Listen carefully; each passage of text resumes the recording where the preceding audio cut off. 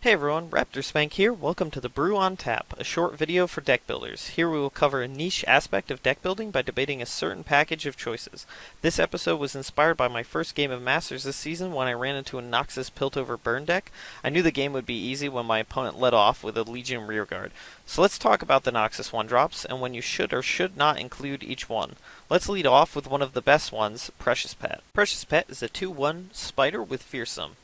This is the safest 1-drop due to the fact it has Fearsome. Your opponent can't chump block it with small creatures with 1/1s and stuff like that. Things like Jury Rigs, Spiderlings, Omen Hawks, Hapless Aristocrats, all of the craziest things that can come out on turn 1. This gets by those. The only thing your opponent can really do to deal with it is spells that kill it on turn 1, things like Blade's Edge, Thermogenic Beam, etc.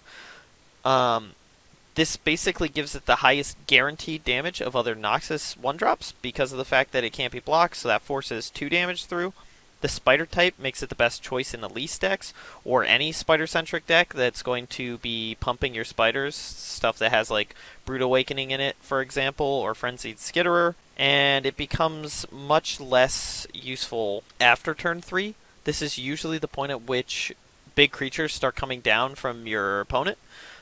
Things that can block Precious Pet and often can just eat Precious Pet without trading. So after that point, Precious Pet does go down in usefulness, but because of Fearsome, it can still be relevant at any stage in the game, especially if you're playing a deck with many Fearsome threats, because your opponent will have a hard time dealing with all of them, and any number of chump blockers your opponent plays into the late game, this will still get by them. And that's why I used this card in Rally Ram, where I only had room for essentially one drop from Noxus. I went with Precious Pet because it's basically the best all-around 1-drop. It has high threat from 2 damage. It's very hard for your opponent to actually block it, and block it safely, since even with 2 power, it can trade with some of the creatures that can block it, stuff like Brightsteel Protector. So because of all those reasons, my real goal was I wanted something that could come down on turn 1 in that deck that was very aggressive and would pressure our opponent's health total, but I also wanted something that would try to burn removal from our opponent and force them to deal with it, and Precious Pet was the best option in that situation then, because they can't really chump block it, so they have to remove it or risk their high cost or high powered units to block. So I went with Precious Pet over all of the other choices in that deck because it hit all of those things that I needed. The next 1-drop is Legion Saboteur, a 2/1, and whenever she attacks, deal 1 to the enemy Nexus. This is tied for highest possible damage output at a total of 3.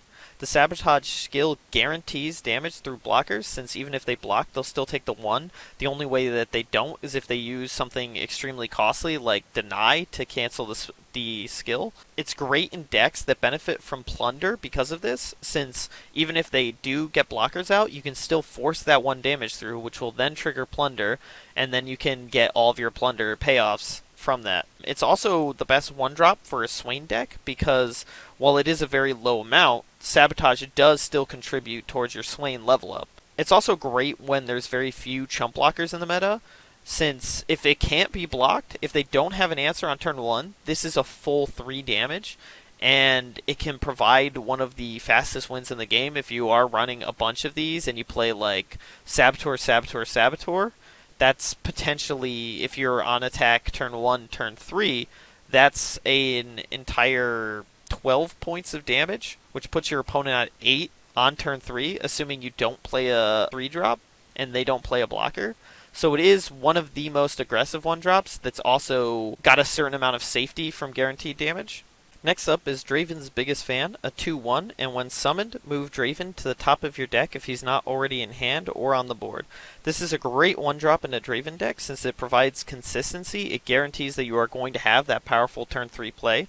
That's even better too if you're then attacking on turn 3, because you could play this turn 1, swing with it, then turn 3 you get to play an attack with Draven. It's also viable in decks that really want 9 or more 1-drops, and it's kind of relevant that those 1-drops are able to block. This, for example, would be like maybe a Lucian deck where you're looking to have that guaranteed turn 1 creature or unit, and then you're eventually going to want to trade those units either through attacking, blocking, etc. to try and level up your Lucian.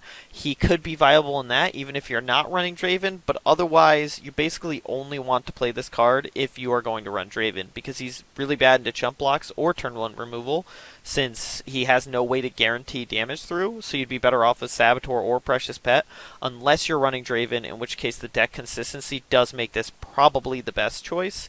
Then we have Legion Rearguard, the 3/1 that can't block. This is tied for the highest possible damage output with the Saboteur, and it's most likely to trade with anything that blocks it. 3 power can be very relevant into mid-range powerful decks, stuff like Bannerman, where they could have that turn 2 War Chefs, whereas this will trade with it, whereas none of the other 1-drops will actually trade with War Chefs, because while Saboteur can do 3 damage, it's only 2 power, so if it gets blocked by War Chefs, the War Chefs will live, even though it forces 1 damage through. If you care about your opponent's units dying in combat, this can be viable, and other than that, it's pretty much only viable in decks that are looking for 9+ 1-drop, since this is one of the most powerful 1-drops, but it's bad into chump blockers. All of their 1/1 creatures and like turn 1 creatures that they could play can trade with this unit, so he doesn't have any real way to guarantee damage, and that's basically what it comes down to. He can't guarantee damage like Saboteur,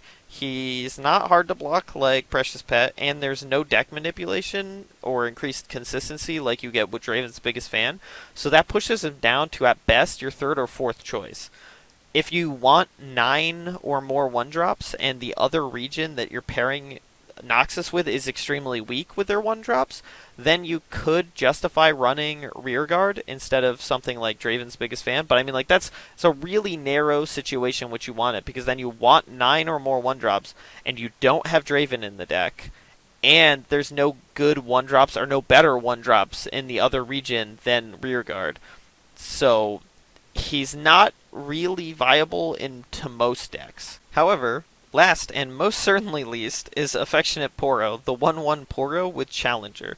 This is basically only going to be viable or playable in a Poro deck if you're doing like Freljord Noxus Poro, where the 1-drop Poros are very relevant and can become a lot larger. This then becomes viable. It's also potentially viable in, say, a Challenger-focused list. Maybe you're running it with, like, Bilgewater, and so you're running Misfortune, and you would like the ability to force your opponent's units to block so that they take damage from the Poro, and also from Misfortune's triggers.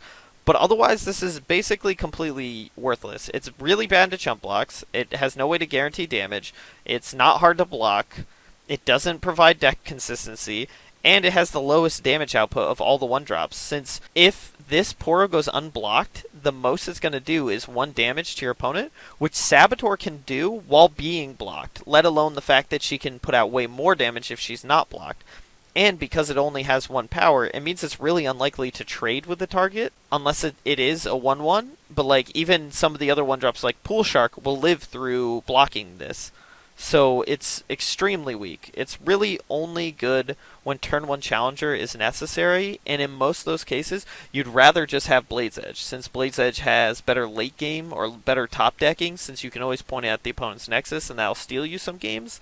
So you basically never want to run this card unless you're a Poro deck. So in summary, if you're building a Noxus deck and you want 1 or more 1-drops from Noxus to fill out your curve, your best all-around choice is going to be Precious Pet due to the fact that it's safer, it's harder for your opponent to deal with, and still has a pretty high damage output with 2 power. It's also really great if you happen to be building a Spider deck. But if you aren't expecting many chump blockers or you really care about the Plunder trigger, Legion Saboteur is another really great option. Often, too, if you are just looking for 2 powerful 1-drops to fill out your curve, Saboteur plus Precious Pet is very strong. It can be better than what some other regions might offer you in certain cases. If you are planning to run Draven in the deck, then you can start considering Draven's Biggest Fan, but otherwise it should probably be ignored in most non-Draven decks. And then Rearguard is a pretty bad option for a 1-drop because of the fact that it can't block, so it limits your options on how to use it, and